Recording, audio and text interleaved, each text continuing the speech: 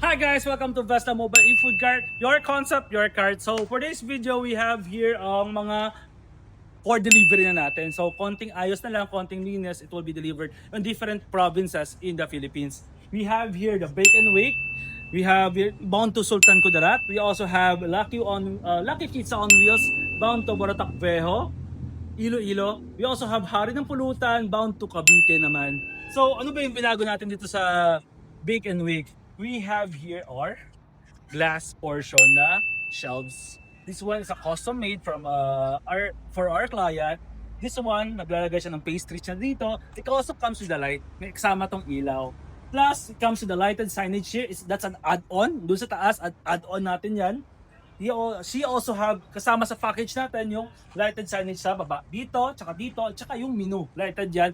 Kasama na yan sa mga packages natin. What we did is, meron siyang extra batteries kasi medyo malayo-layo to. Dalawang set ng batteries, tsaka meron siyang isang batteries para sa ilaw ng cart niya. Plus, meron pang sink dito. There will be a electric pump, water dito for her sink. Para dun sa mga faucet niya, maglagay electrical siya.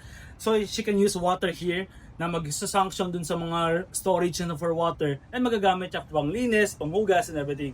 So, the good thing about our cart is eye level lang tayo. So, as you can see, we are the first in the Philippines to have a rolling cart na eye level sa customer. So, di kayo sobrang taas sa client nyo, tsaka kitang-kita lang kayo. For this one, we also cover this area will be also covered ng white para at least hindi kita yung paa namin, yung paa ng staff nyo, hindi kita dun sa mga customer nyo. Tsaka magiging mas malinis siya tignan. So it's our wing type wing type version 2 cart. Comes with a Lucky Pizza.